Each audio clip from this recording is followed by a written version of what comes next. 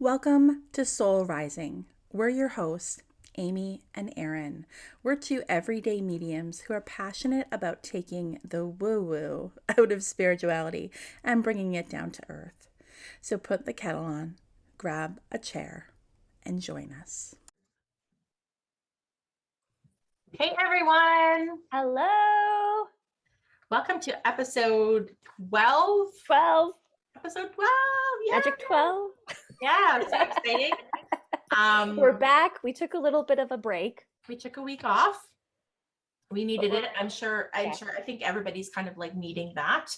I know we just got out of a holiday, but still like January is long.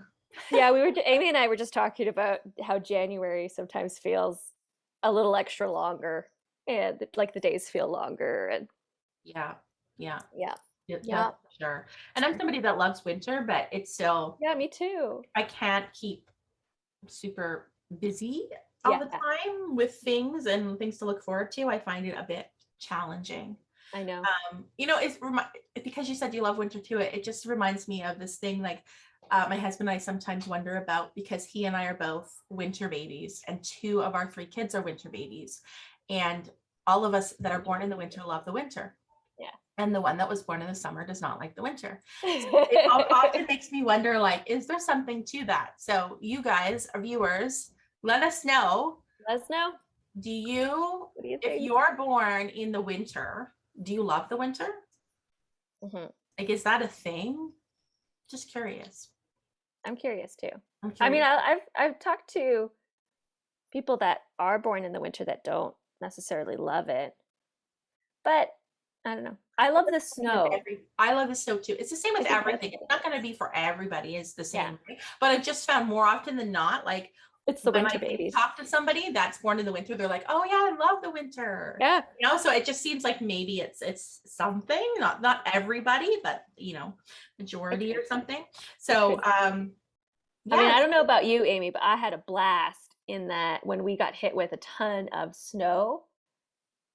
Got hit with so much snow, shoveled a ton, and by we shoveled, I mean Alex shoveled. And then after he was done, we went for a walk, and I made a snow angel in the back, but the snow was so deep. Yeah, it was. And it was just post a video. It was like, oh, like trying just to push this snow to make an angel was an effort, but it's fun. It's super heavy snow too, because I shoveled some of it in the driveway and I'm like, oh my goodness. The next day, my parts of my body that like I don't even think there are muscles in, like, but there are, but you didn't stop. You felt it. I felt it. I was feeling it like here. Like here. Yeah.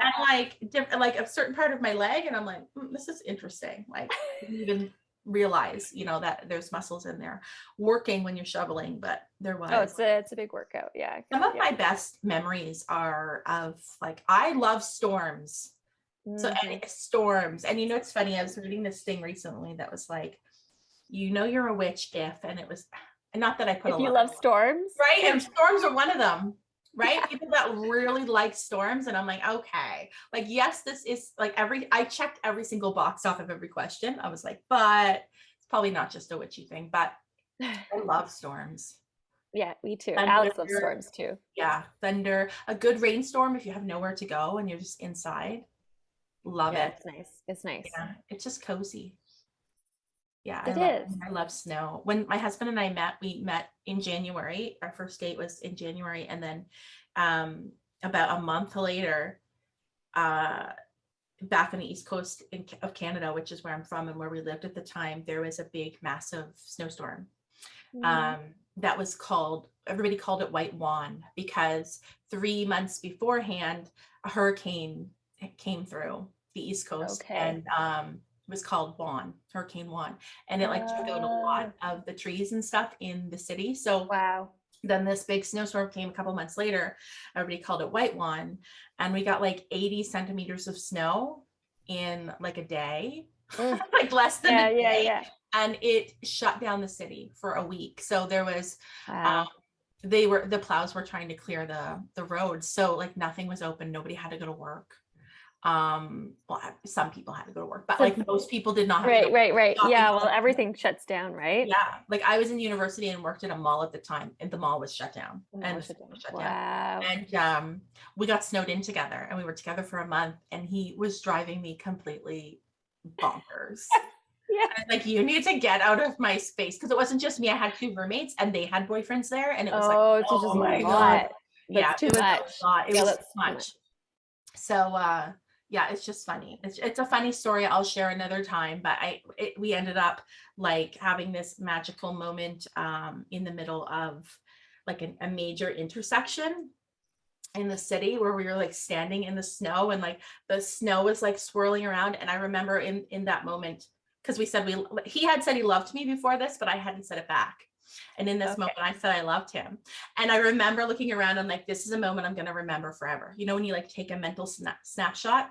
And I was like, us standing in the middle of this busy intersection with like nobody around, and it's snowing, and I'm like, oh, but that's, oh my God. I don't know. I have a lot of good memories associated with the winter and with snow. So I just love it. Yeah. I just, can I share the first time? Okay, I'm sorry. yes, and now I'm like thinking like, okay. oh, I think people like hearing stories, so let's go for it. It doesn't have to be about our medium. Want to hear?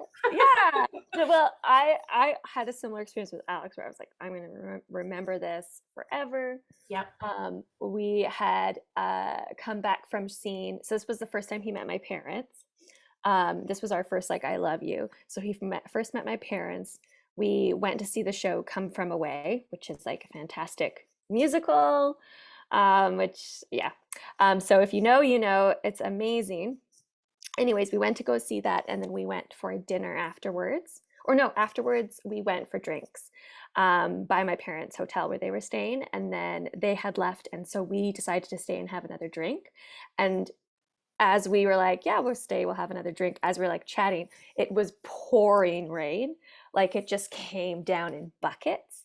And we were the only people, we were like, well, we're under an umbrella, like let's just stay outside. We both like the rain.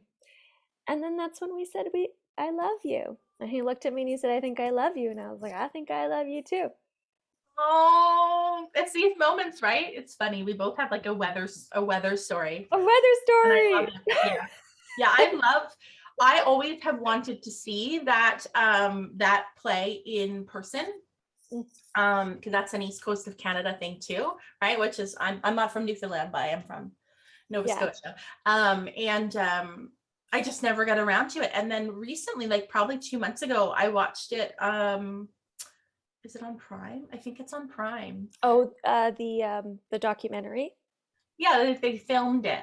They filmed the musical. Okay. Yeah, they filmed the musical in New York, like with a live audience, and I'm pretty sure it was like I don't know if it was right before COVID or like as the city started to open up again. As it was, okay. But it's around that time period, and yeah. So if anybody has Prime and is interested in watching it, you can watch it on there. And it was, I've been to plays before, and I get it's one of those things that it might be because I'm sensitive, like I don't know, but I feel it, you know, like when it's a heavy topic, right? Because it talks about this community in Gander, Newfoundland, I think, and about how this plane had to land. I think that was coming from the U.S. Because this was during 9/11, and they had to land because the airports were closed. And so the airplane had to make a landing in Gander, Newfoundland, like this really small town in Newfoundland, but how everybody just like came together. It was a really beautiful story. There's also a documentary actually about it, which is really, really good to watch. So I suggest everybody to watch that. It used to be on Crave, I think, but I don't think it is anymore. Anyways, you can probably find it online, but yeah, it's a beautiful story. The subject matter, yes, like will affect you and you know, will make you feel touched by the human experience. But even I think as sensitives, like any play makes me like, if I'm in, you know what, I've always been that person though also, like if I'm not a big sports fan, but if I'm watching sports, I feel like crying, like I can feel it rise up. And even when I watch people come together for something like a rally or something, I'm like, it just, there's something in it, even if if what they're fighting for isn't something that I'd fight for, or it doesn't matter. It's you can feel their passion. I can feel it. That's what it is, right?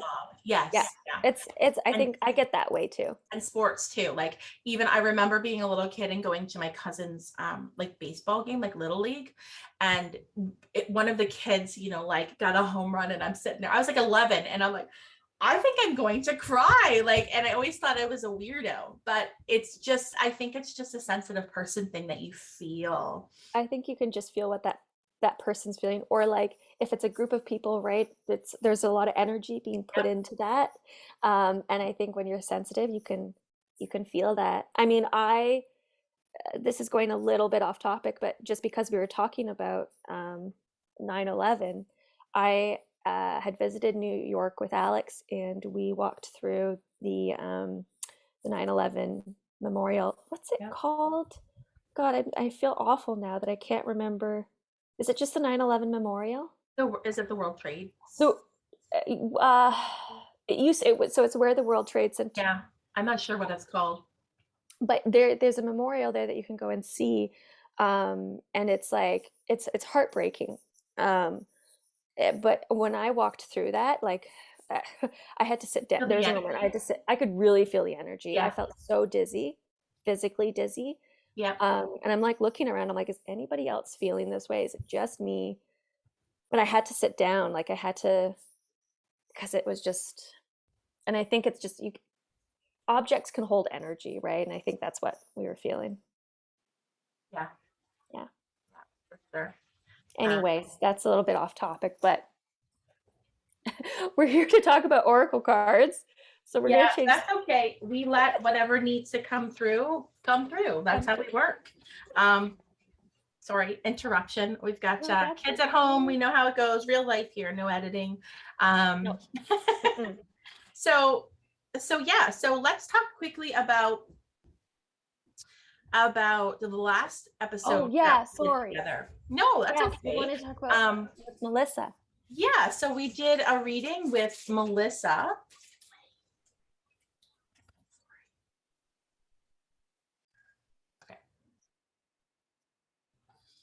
So we got some feedback from Melissa. So Melissa, if you haven't listened yet to episode 11, You gotta go do back and that. do so. Yeah.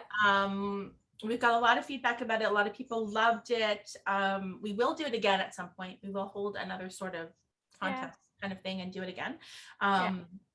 And yeah, we got some feedback from Melissa. So she gave some feedback during the reading, which was fantastic and so generous of her.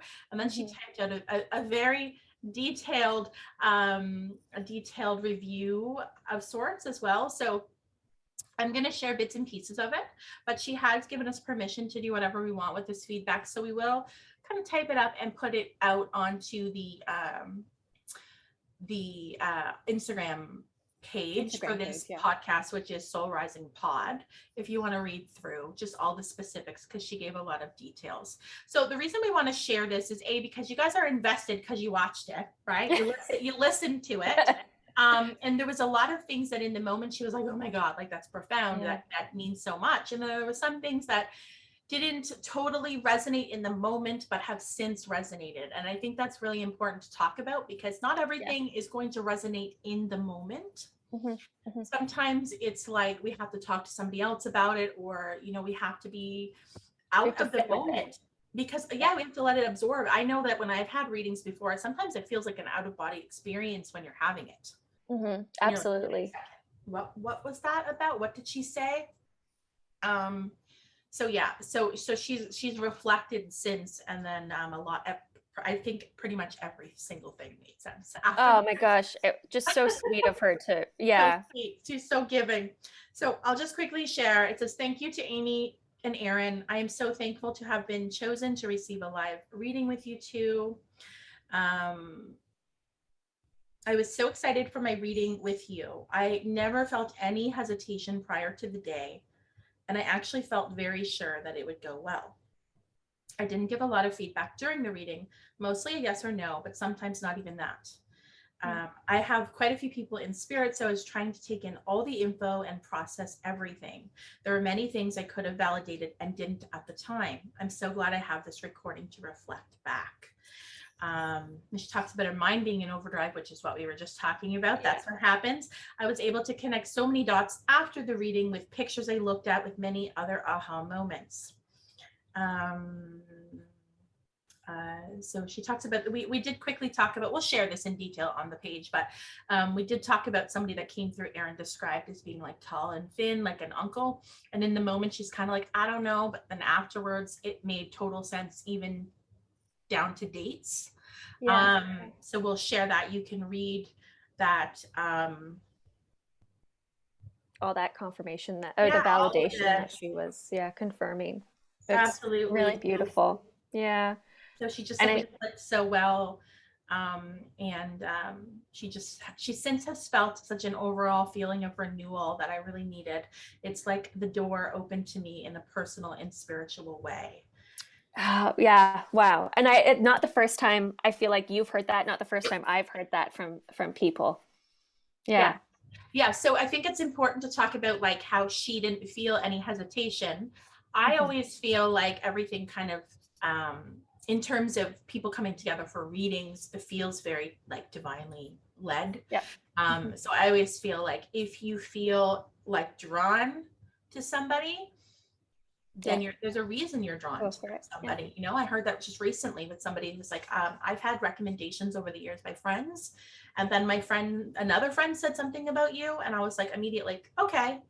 It's just, you can listen to that, right? It's not that somebody else isn't good at what they do. It just might be that like you two together will have some sort of connection. And I just wanted to quickly share, because it's coming into my mind as I'm speaking about this, about the piece in Melissa's reading about the glasses and the My Girl reference. So Erin was the one that brought through that when we felt her brother, that there was glasses coming on and off, right?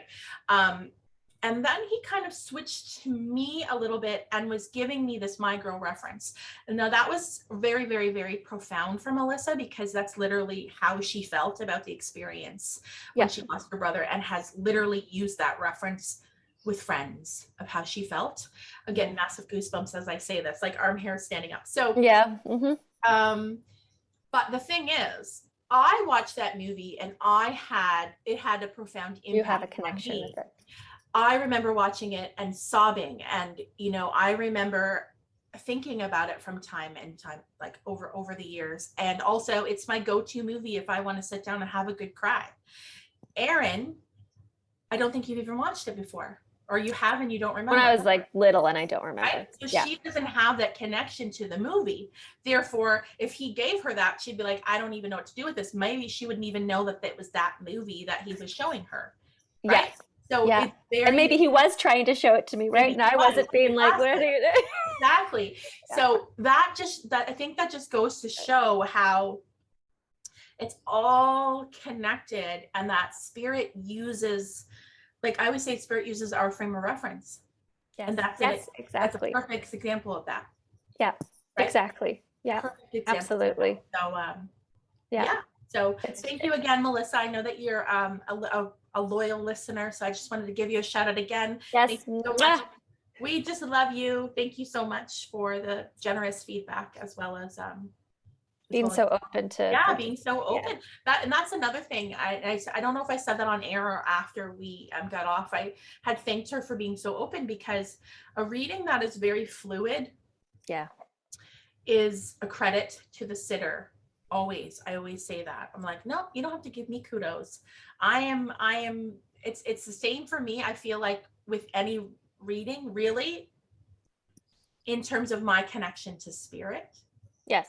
And what I hear. But if the sitter is, we talked about this before, like maybe fearful in some way. Not totally, maybe not trusting. Yeah. I think trust is okay. Yeah. Healthy skepticism is okay. Healthy skepticism is just fine. like, no, this is not wrong. No. Like, you're not going to get the fluidity. Yeah. I mean, you think about it, right?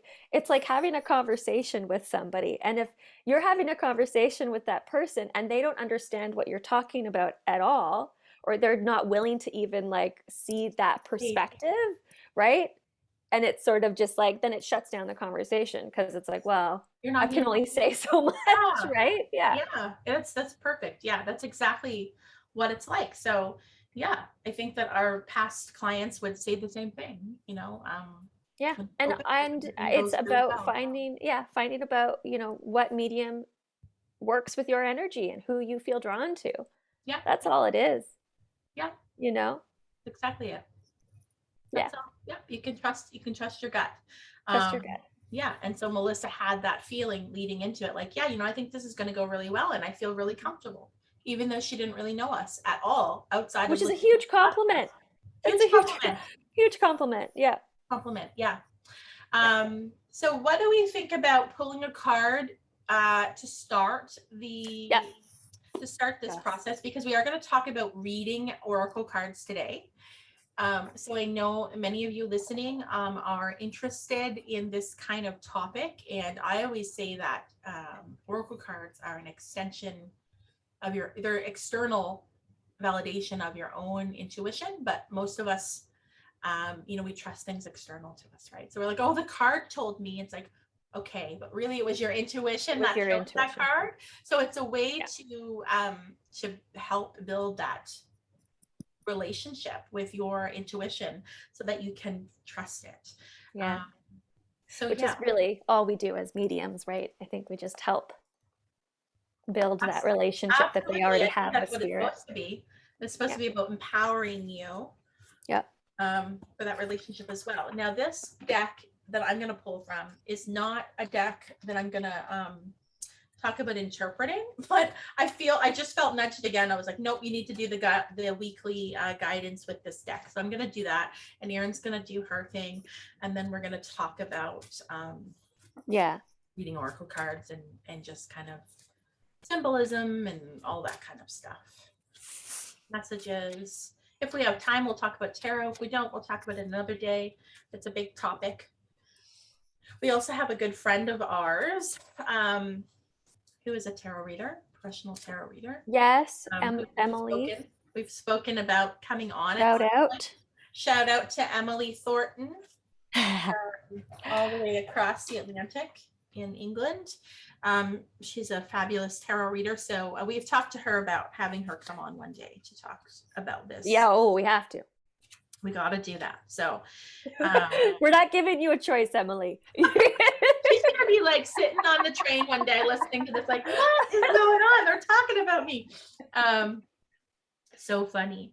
So I don't know. Have you already pulled, or do you want you go ahead? You can. Do you want me to go? You want me to start? Yeah, you start. Well, I felt drawn to getting 2 cards. I don't know if you've also felt drawn to pulling 2, but these 2 stuck out to me. So when I read cards, what I like to do, and I know we'll get into this too later, but like when I read cards, oracle cards or tarot cards, I like to do 2 things. Either if it falls out, then that's like a sign for me that, oh, I have to take that card. That's important. Or I like to just sort of spread them out. You can like lay them out like a fan, or some people just sort of scatter them, right? And then pick out whatever one you feel drawn to. And so I laid mine out like a fan, and these 2 on the end stuck out to me. And so I'm using the Vintage Wisdom Oracle deck. I love this card. My cards look very used, so it's because I've used them quite a bit. But the first card that stood out to me, and I'm going to talk about this one, is Enchantment. I really love this card. It really just reminds, it's a mermaid, right? She's like giving me real Ariel vibes. And so I just feel like this card, when I see this card, it's a reminder of trusting your inner child and like nurturing your inner child. Looking at the world the way that, like, through the eyes of a child, right? Remember how magical and in awe the world was, right? So I feel like this card, when I see it, it's a reminder of, bringing back that magic. And so maybe we've kind of lost that. Can you still hear me? Yeah, I can. I was just going to say something that comes to my mind, but I'll wait until you're done. Okay. Yeah. And so when I look at this card, I look at one, I'm looking at the mermaid, and mermaids make me think of magic. It makes me think of childhood, and so that's where my mind goes to. Yep. And so that's how I read the cards. Is at first I will use the book, and then once I get very familiar with the cards, then I'll just sort of see what the images feel like to me. Yep. You know, what words are so associated come out to me. Yeah. And then the flowers, very symbolic of like growth, right? Yep. And then the other card is faith, which I really like. There's this little crow, and I love that this crow's come out because like I have this little crow candle here. It looks very, I don't know, does it look very similar? similar? Yep. Right? Except for its mouth. This one's mouth is open. I don't know if Yeah. he's singing or It's true. looking for some food. I don't know. Some food. Maybe they're going to have a conversation. Yeah. Her face is sort of turned the other way, right? So maybe birds for me are very symbolic of like messages from spirit. Yeah. So when I see birds in photos, that's what it means for me. And the fact that maybe her head is turned away, maybe we're just not paying attention to the things that are coming through. I really feel like this week is all about keeping the magic alive, or having faith that the magic is still there. Right? That maybe we just feel so kind of stuck. And I was telling Amy that I feel very discombobulated. Like that's a really good word. Yeah. You do too. So maybe you listening also feel this way. Yeah. And I feel like this is a really good card for just like, you know, have faith, like you'll get through whatever tough times or difficulties you're going through right now. And all you need to do is look up. Yeah. Look up. Look up. No, I don't know what you pulled. That was I pulled it out. I'll reveal that. You were talking about the Enchanted card. I'm like thinking about Encanto. So yes, because I've been listening to that music. Like so Encanto, does that mean enchanted? Like, is that the translation? I don't know.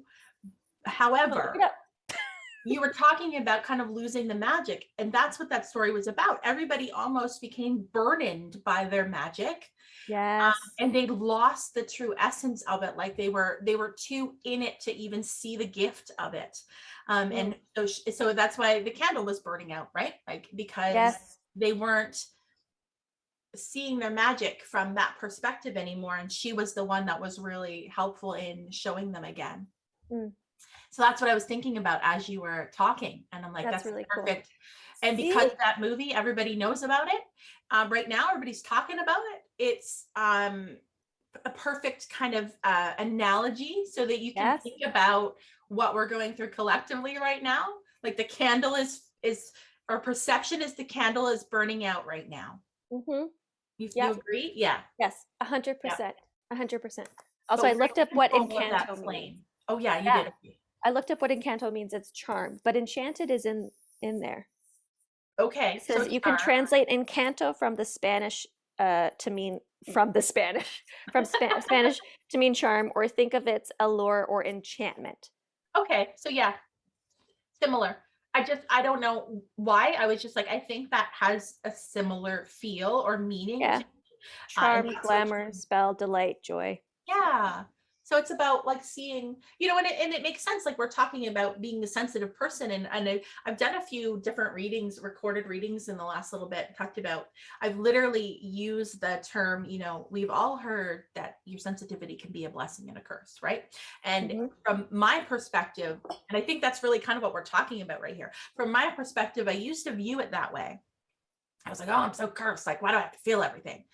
Not realizing that I'm in charge of that. Like I can set boundaries around that. I can learn how I can be empowered by it. So now I don't view it as a curse at all. I view it strictly as a gift. Yeah. It's not a curse, I think, when you learn. And so when I'm coming back to that movie, right? Because it's kind of almost like they're kind of almost feeling cursed by their gift. Like, is it Isabel with the strength, right? Yes. And she felt like burdened by it because she could never fall apart. Yeah. Right. And it's just about, it's just, I feel there's a lot of like burden message that wants to come through about that too, that I think we're kind of we're so in it that it's hard to see. Yeah. It can be hard to see the way out when you're just so It could be hard to see it from a different perspective when you're Yeah, just so in it, right? right. It's so Yeah, easy for Amy and I to sit here and say, change your perspective, look at it this way, right? But sometimes it's tough. It's hard, it's hard. right? And sometimes we don't get that acknowledgement, I feel like, of, hey, this sucks. Sucks. Yeah. Like, It's I don't hard. want to hear about your love and light today. Like, I want you to tell me it sucks. Right. And like the Yeah. card, I posted a card the other day. I felt very guided to post a card, and I've got it right here, but this is not the card for this week that I'm going to pull right now, but it's a card that I talked about the other day. Oh yeah, you should watch that because it was really cool. Sorry. It's the Drought card. And really what I channeled about it was, my mind just totally went blank in that moment. Spirit's like, don't talk about it, get them to watch it. No, but it was about, just feeling, it wasn't a light and love card. It was a positive, like hopeful message, but it was also acknowledging that we're in the nitty gritty. We're in the, like, this card is her standing in the peaks and valleys of what looks like a desert, and how I was like, sand is such a tough terrain. Like, it's really hard to walk in sand, and it's really hard right now to walk the path that we're taking. But there's a light at the end of the tunnel, right? With the sun in the end. It's just, we're in the thick of it right now. Yeah. And that's kind of what I feel like coming through from your cards. Yeah, absolutely. Yeah. Absolutely. So the card I'm going to talk about this week, I will refer to the guidebook. This is a reason why I was unsure if I wanted to use it for this week, because we're talking about intuitively reading cards, right? But sometimes too, I feel like reading the guidebook too. Yeah. That's okay. It's a brand new deck for me. Okay, it's called the Wisdom Keepers Oracle and Inner Guidebook.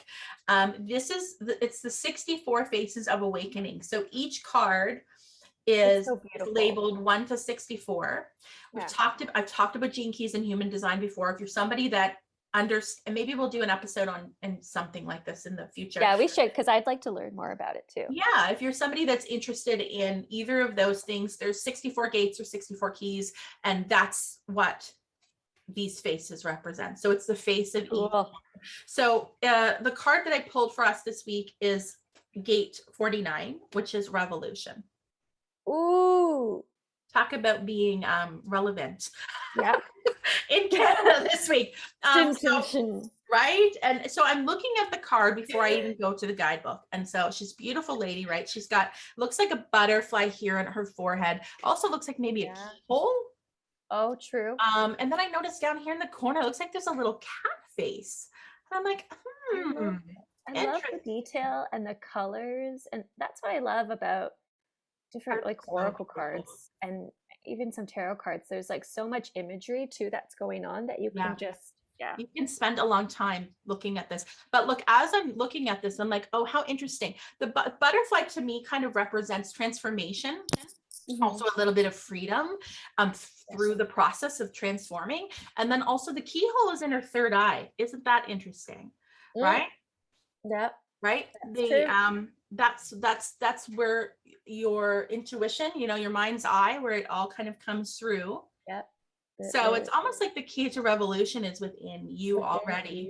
You already know what the key is. You already know. So with the keys, there's like a shadow side, right? Yeah. A gift side and a city. So city is SIDDHI, and that's really like the ascended master kind of side of it. And most of us aren't actively embodying that part of it in life. We can get there, but really we're in the gift side. But the shadow side is kind of like the parts that we're limited by. Right? That we feel limited by. So the shadow of this card is reaction. The gift of it is revolution. Yep. Wow. So I'm just going to really quickly read this part. Welcome to the peaceful revolution. If you long to bring harmony to your community, begin by being patient, gentle, and compassionate with yourself. Give your feelings time, space, and plenty of creative outlets. Do not judge them, for when you do, you create an internal pressure that intensifies the feelings and the impulse to act them out. Rejecting yourself only makes it more difficult to see objectively, soften the heart, understand the other, and see possibilities for resolution. I'm getting goosebumps when I think about what's going on in Canada and reading this. Yeah. If you must rebel, then rebel against your inner impulse to attack anyone. Mm. When you resist the urge to react based on your emotions or to be violent towards yourself, you are doing your part to end violence in the world. Be revolutionary, not reactionary. Wow. That's Wow. huge. That's why because I was like, Erin, I feel called to pull from this deck for this week's message, but also, I don't know, it's kind of not your basic deck. It's kind of, a little bit, there's a little extra to it. I'm not super familiar to it. So I put it over here and I got another one. And then as you were reading, I'm like, nope, I got to do this one. I got to do this one. So there was a reason for that. Wow. I got massive goosebumps as I say it. I mean, and I feel like our listeners, like, I'm going to have to, I was going to say rewind. It's really listen to that again. 90s, but I'm going to have to go back and listen to that again. You know what? That was really cute. Of the guidebook. The thing that I really like about this too is that the author, the creator of this deck, I think she's the illustrator. Yes, she is. She's the illustrator as well as the she's intuitively channeled. What card was that again? Number. God, I love it.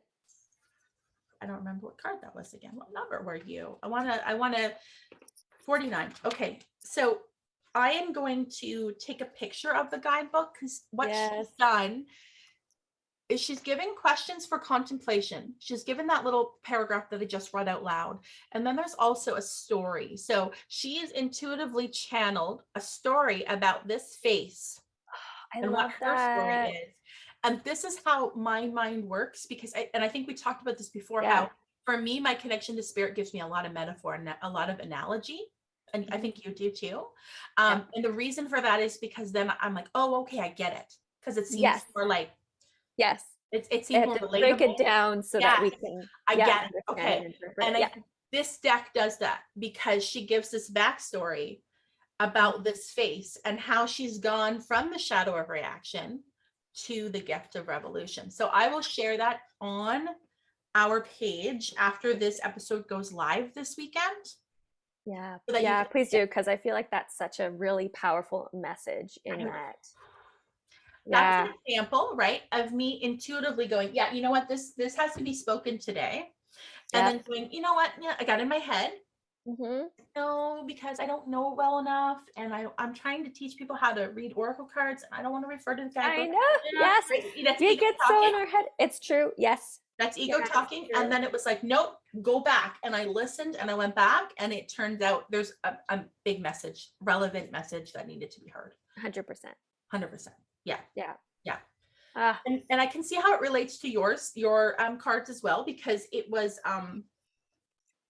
the reactionary is the separation, and it's what's keeping us from getting to that place. It's when we're in that desert, like that other card I brought up, right? Show them again. When you're in that desert and you're on that tough terrain of the sand and you can't see the light at the end of the tunnel. I feel like that card is telling me, because the shadow is reaction and the shadow represents our kind of limitations, what's limiting us. It's us reacting, which is keeping us in that place. It's like, remember, if you did the same, if something comes up again that was a similar situation that came up in the past, and whatever you did in the past didn't work, well, what are you going to do differently? Sometimes like things repeat themselves because it's a lesson that we need to learn. Absolutely. Right. Yes, absolutely. Okay, so we've got some guidance coming through this week. Maybe I will post the questions for contemplation because they're things that maybe you want to think about this week. I think that would be really good.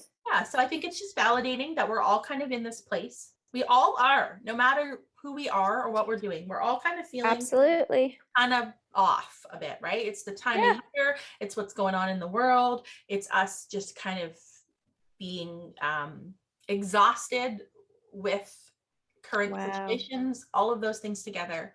And it kind of feels like it's coming to a head.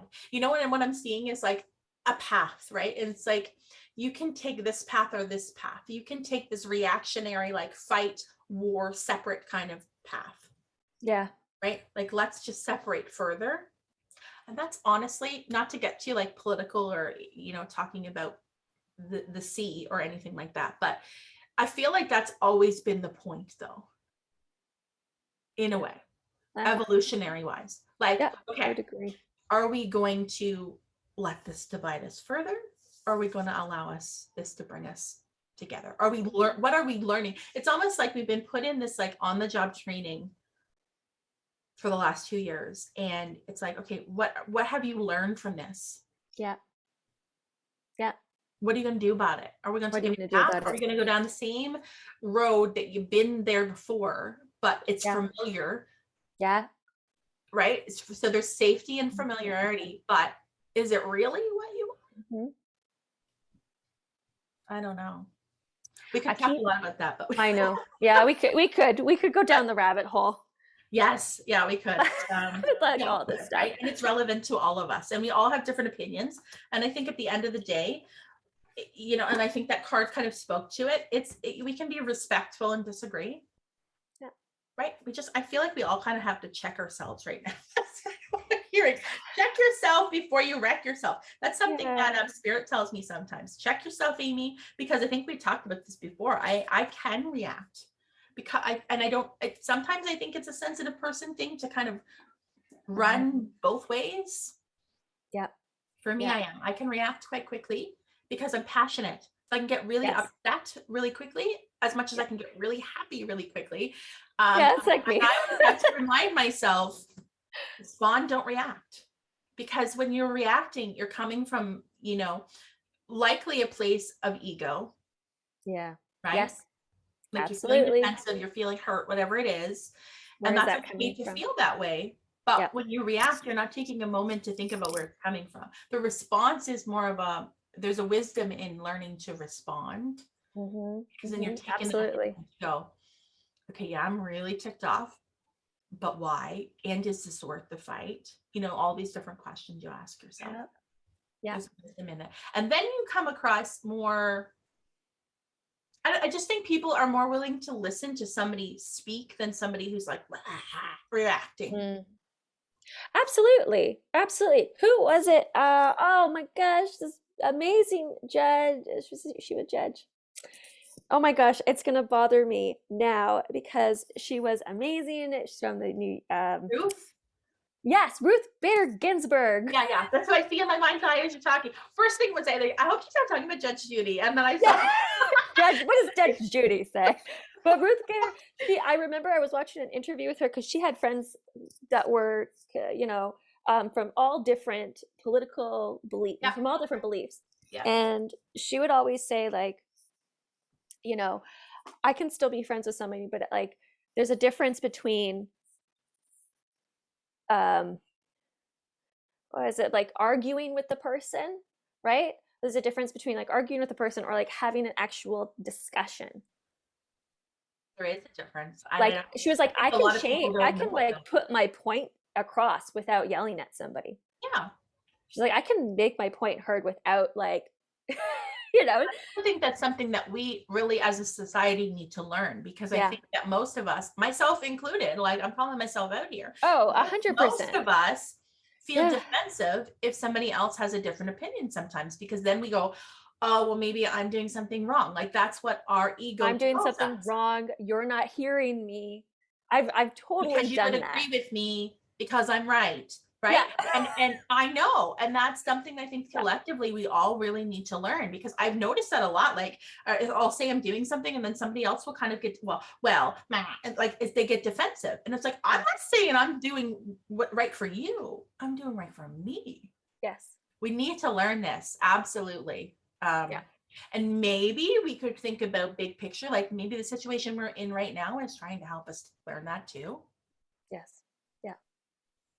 But it's true, because I think that a lot of people struggle with that. Like if somebody comes to you and is really convicted in their own beliefs and it is speaking in a passionate way, not screaming and yelling, but, you know, passionately convicted, that's their truth.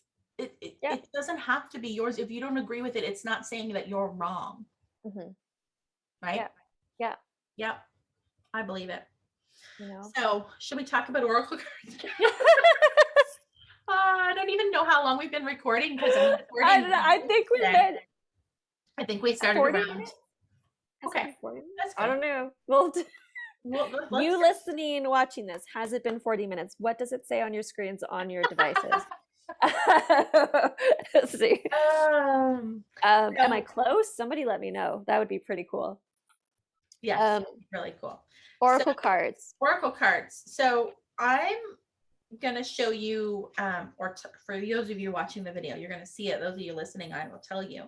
I'm going to use an Oracle deck that I recommend often to my clients who are beginners, simply because I find this such a all-encompassing, very clear deck to use. So it is called The Wisdom of the Oracle, and it is by Colette Baron-Reid, who is quite a big name in, she's a medium.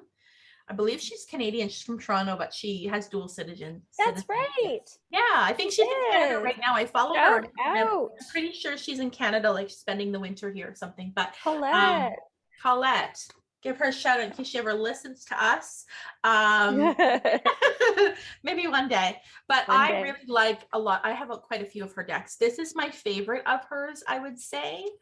The reason I love it so much is because, like, for instance, in the guidebook, she's got the essential meaning for the card, the oracle's message, a relationship message, a prosperity message, and a protection message. So depending on what kind of guidance you're looking for, you can probably find it in what she's got here. The protection message is simply if you pull a card and it comes in upside down. It's not an inherently negative thing. It's just a, hey, like, let's look at this from a different perspective, or what are you missing, kind of thing.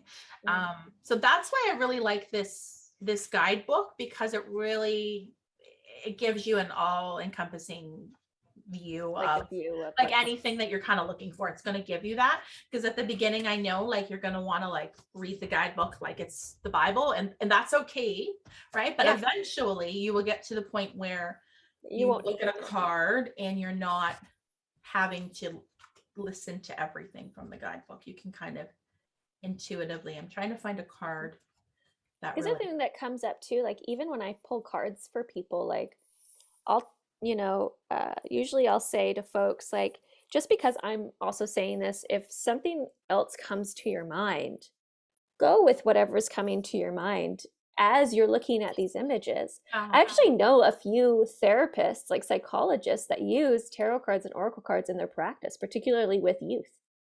Hey, that's amazing. I had a conversation the other day, actually. I was talking to a friend and we were talking about something, and she's like, it was on Sunday, and she goes, Amy, I'm spending her Sunday giving me therapy, and we were kind of like LOL, and I said, you know what's funny is, because I think you guys know, I think I've talked about it before, that my I have a degree in psychology, but I don't have a master's in psychology or anything, but it had been a plan of mine to do that before life took a different turn. But I had recently, like in the last year, thought about going back and doing my master's. And then she's like, you should. And I thought, well, you never know. You never know what could happen. But I said to her, if I was to ever do that, I would want to be like a spiritual psychologist, because those do exist. And she's like, never before has that been more relevant. People needing that intuitive piece as well. Like, I think it's really important. So it's funny you say that. That's exactly what I would do if I right. And I love it. Like, what a way, one, to connect, but also to get just like a visual. It's not necessarily like, here's what's going to happen. Like, this is, it's not necessarily an intuitive reading, but it's about like looking at the cards and what do they see? What's your perspective on this?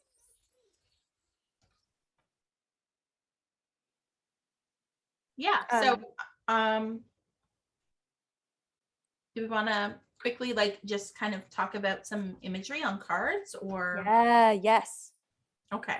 Do you want to say what your favorite, do you have a favorite oracle deck? Because I do, and I don't know if I should run and grab it or if I should just talk about it. Yeah. Should I run and grab it? Sure. Yeah, do it. I'm so sorry, Scott. This is going to be one of those podcasts where there's a lot of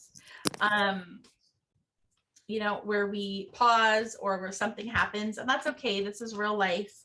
I've had now 2 or 3 interruptions from my kids, and that's okay. That's okay. We are professional mediums. We are not professional podcasters. That's okay. Stuff happens. I'll wait for Erin to come back. I'm just looking through I think this would be my favorite Oracle deck, actually. Yeah, Erin, I was just saying, I think this one that I'm talking about is my favorite Oracle deck. Yeah. Okay. I use it very, very often. I think it's kind of an all-encompassing kind of thing. Like anything that you could ask about, like I really feel like it's going to come up here. It feels like it's a very well thought out deck. That's funny because I have seen people talk about this deck in various places online, where you either love it or you don't love it. Anybody that I have recommended to likes it. I really like it. I think it's one of those things, like I have the first deck I ever bought is the Wild Unknown Tarot. Ooh, yeah. Okay? Yes. I don't like it. It's the first deck I ever bought, and I've never really resonated with it. I don't feel drawn to it. When I pull cards from it, I don't feel like the messages want to come through as clearly or fluidly. And then there's other decks where I'm like, oh my goodness, like it just downloads 24/7. That's just how it works. What somebody likes, you may not like. It might not work for you. There's a few decks up there that I don't ever grab or gravitate to, and it's simply because it just doesn't. It's true. Well, I got this deck. This is one of my favorite Oracle cards. It's called the Fairies Oracle. It used to be for a while you couldn't get it. They were selling it and then they weren't, but I think they're selling it now. But it's by Brian Froud, and the text is by Jessica Macbeth. And it's super it's a book, and it's so in depth. And do you want to know what card I just randomly pulled? It's card 12. Okay. Episode 12. Amazing. Right? It's called The Singer of the Chalice. I don't know what it really means. For this one, I have to go into the guidebook for these ones. But look again, there's some flowing going on. There's lots of blues, right? So maybe some healing that's coming through.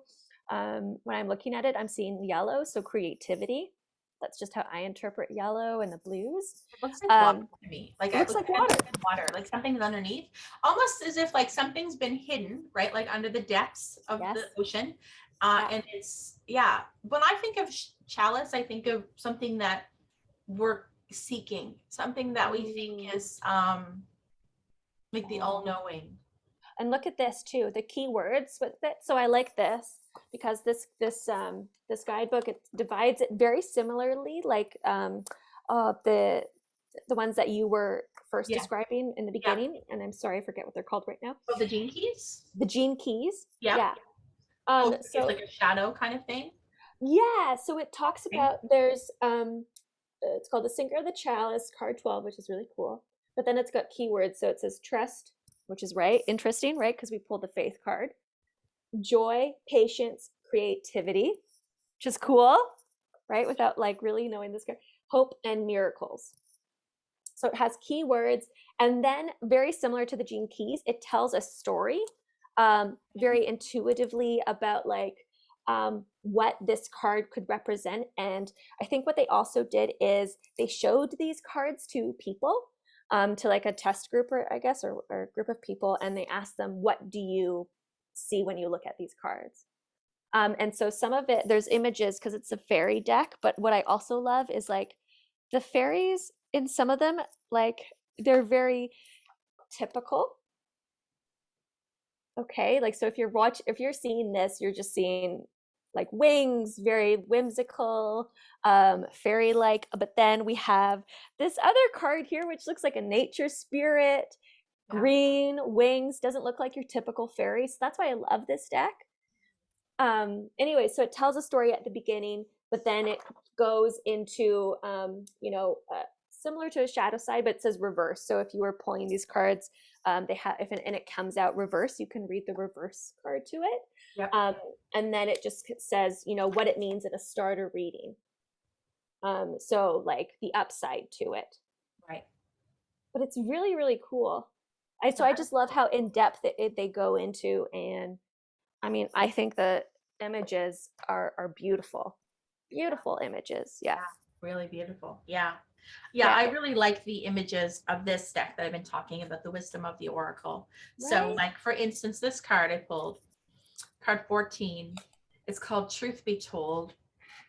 So those are watching, you can look at the imagery. So we've got a mask here on the bottom. Okay. Like a mask, you know, that you think about like for, I don't know, like theater or Phantom of the Opera. I'm trying to think of like mask references. Well, I think of mask, I think of like hiding or like not revealing things. Absolutely. And then we've got an owl on top, standing on top of the mask. So this is kind of like wise to me, or almost like I've taken off the mask. And it's almost like the owl, you can see his legs and his head, but then his belly is kind of as if it's not there, and it looks like a window opening up, and inside there's blue skies in there. Okay. And so the imagery of this makes me feel like I've taken off my mask, right? And my wise self, right? Like my higher self has shown me that the answer's always been within me. Like my truth is in here. Yeah. Not this. And that's what I see when I look at that card. So let's just really quickly go to the guidebook and see what it says, see how intuitively, if we were like looking at that, right? Essential meanings: honesty, acceptance of things at face value, coming out of denial, right? The willingness to be transparent.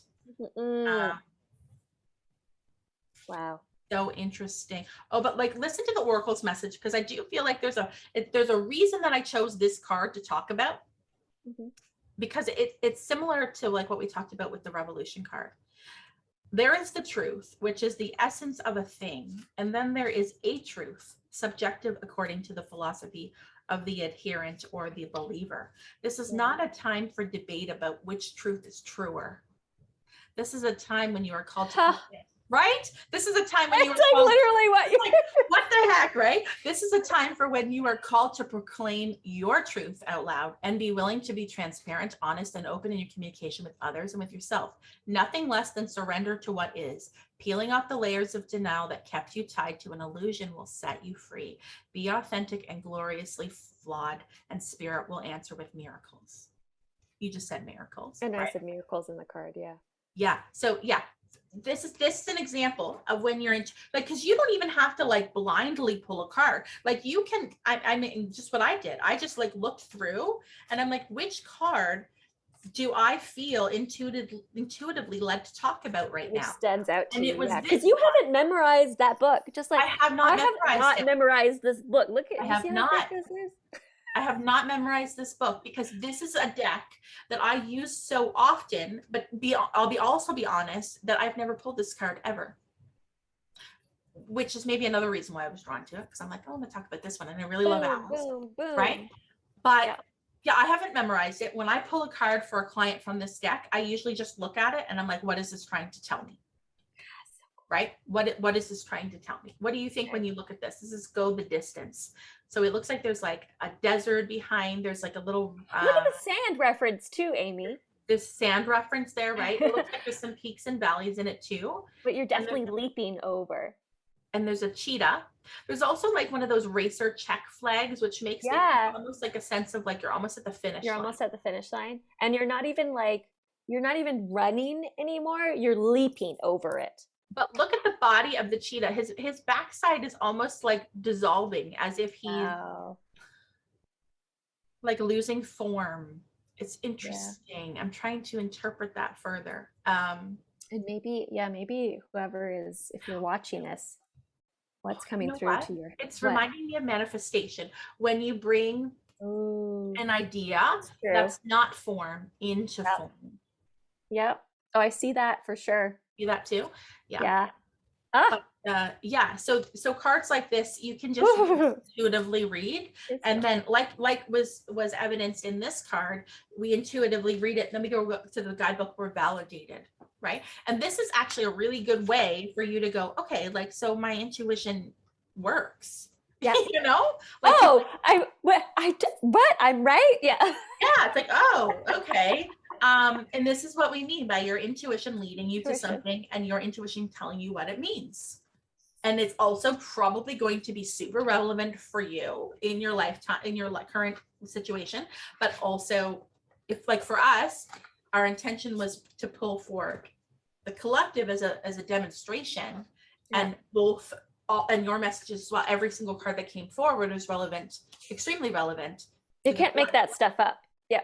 Right. You just can't. It's relevant to the community. Right. So, yeah. And just really quickly, I want to give a shout out to my other second favorite deck, which is kind of newish, I think. So I said it, I always write when I got a deck. I don't know if you do this. I always write inside. Oh. I do this with books too. I've done it since I was a kid. And I think it's because my grandparents, always had a lot of stuff. And whenever I take a book off the shelf, it would always say like their name and the date, the month and the year that they got it. And I just always liked it. So now I look back at my books and I'm like, I got this in 2003. And I don't know. So I always, it is cool. I really like that. I'm going to start doing that to my decks. Do it. Because then you can look back and like know when you got it. Yeah. July 2021 is when I got this deck. It's called the Earthcraft Oracle. I think it's stunning. For those of you watching, look at the back of the card. It's absolutely stunning. But the Earthcraft? Earthcraft. Oh, craft. I heard something else.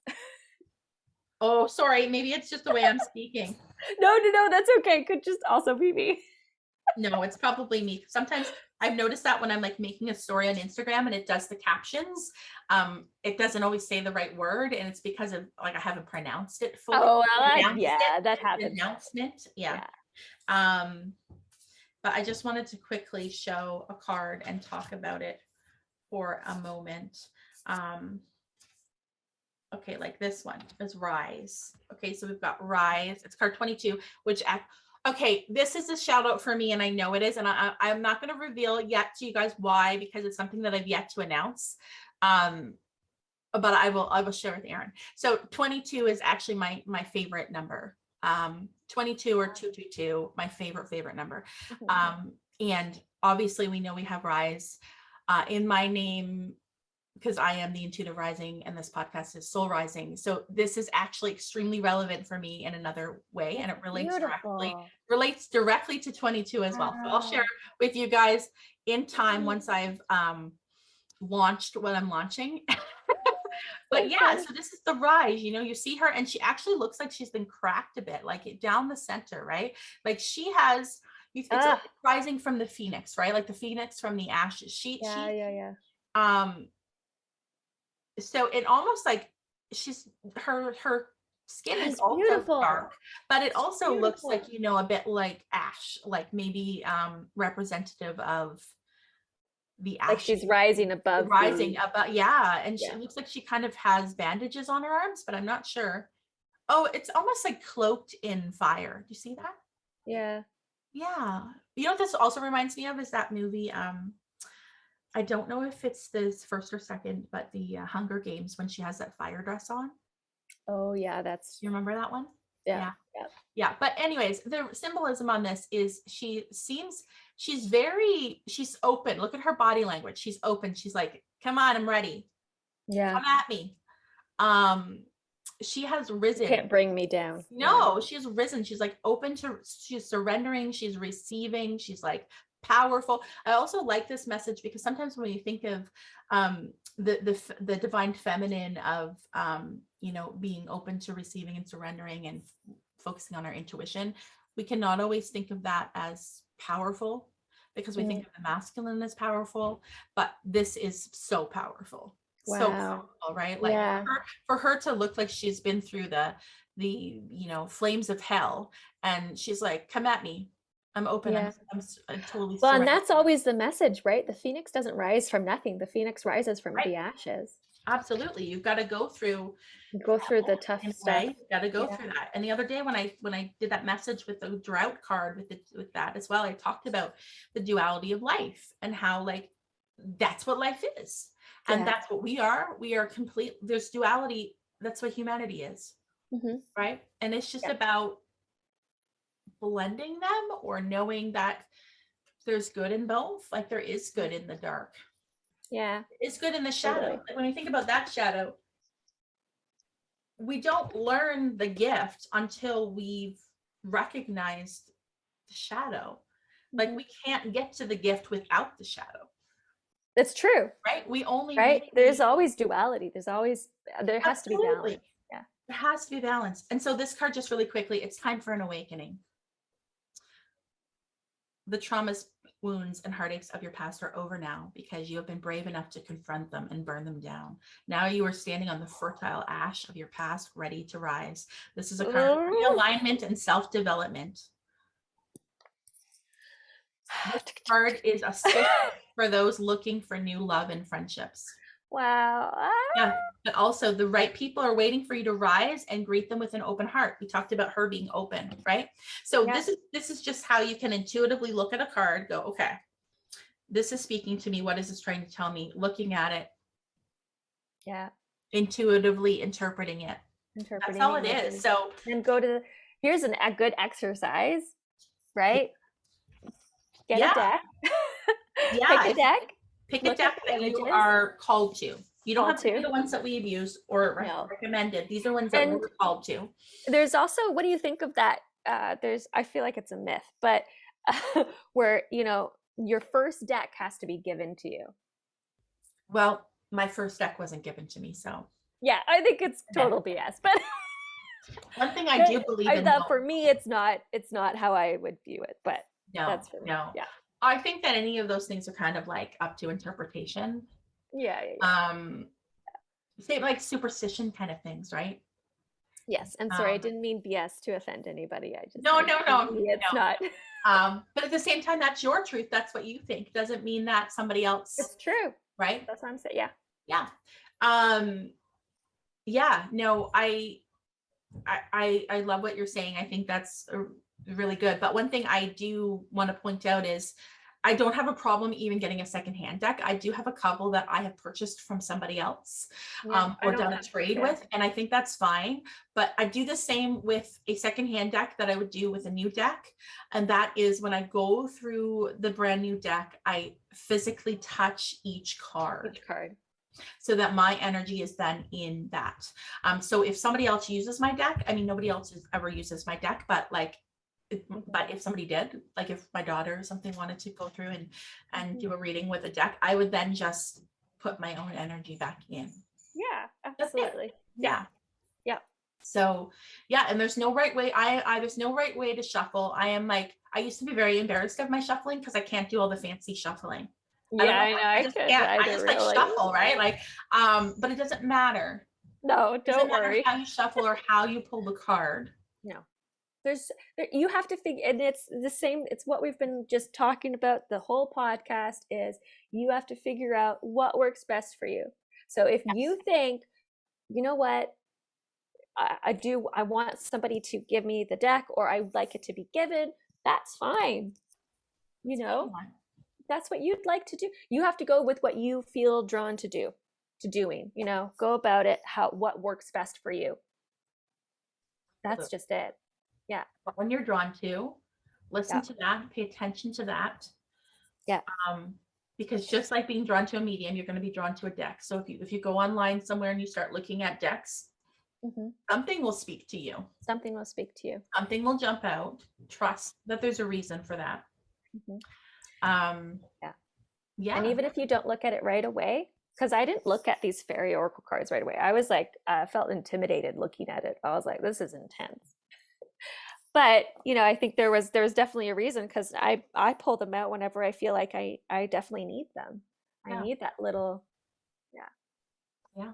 So, there's no right or wrong time. You just have to go with what you feel. Yeah, absolutely.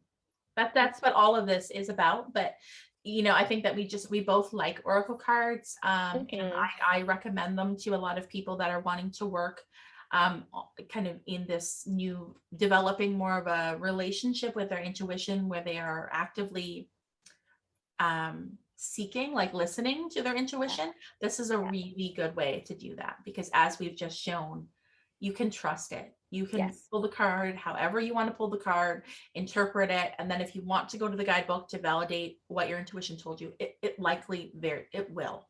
Yeah. Will. Yeah. There's a reason that the deck creators use the imagery that they do. Yeah. Right? Absolutely. Yeah. Yeah. And it's Yeah. so that we interpret it a certain way. So yeah, I think that's all we really had to say today about Oracle cards. We definitely will reach out to our friend across the pond, see if she'll like to come and speak to us about tarot cards. Tarot's a different thing, right? Yeah. Because tarot can be very intuitively read, but there's also kind of I would say tarot has a more specific set of guidelines or rules that it follows. Yeah. And Oracle cards are a bit more broader. Absolutely. And some people will just swear by tarot and say Oracle is just kind of like fluffy. It can be, doesn't always have to be fluffy. No, there's some really cool. Have you heard of there's one Oracle deck that's on my wish list, and it's just Oracle cards with like swearing in it. Oh, I have seen that. Have you seen that? Cards from that before. I forget what it's called. It has a unicorn on it or something, doesn't it? Yes, it does. Yes, I don't know what that's called. But no, they're not all. If you want a little tough love or whatever, that's not all fluff. Yeah, no, it's not. But we'll see if we can arrange Emily to come on, talk more, because she's an expert in tarot. Yes, we both had readings with her. Lovely. Yeah, she's amazing. So we'll see if she'll come on and kind of talk about how she intuitively learned tarot. And if she has any tips and tricks for us. I was always very intimidated by tarot, actually, which is maybe why that first deck I bought that was tarot I didn't resonate with, because I felt it was a bit intimidating, like you just talked about with that deck of yours. And so it wasn't until I think this time last year, I started to get more interested in tarot, and I bought a book. So it's a hardcover book, which we can talk about it on another episode, that gives you everything you kind of need for tarot as well. And I have no problem referring to that if I'm doing a tarot reading. Sometimes I feel like doing a tarot reading. Yeah. Me too. Yeah. Sometimes I'm like, I need the tarot cards, or you're like, I need the Oracle cards. Yeah, absolutely. Absolutely. Yeah. So guys, that's it for chat. us. It was a good chat. We had some all over the place stuff, but a lot of it was very relevant. I mean, those cards. Yeah. Amazing. There's nothing to say. It's great. Absolutely. So I hope you have a wonderful week, Erin. Yes. I hope you guys have a wonderful week. And we'll see you again next week. Bye.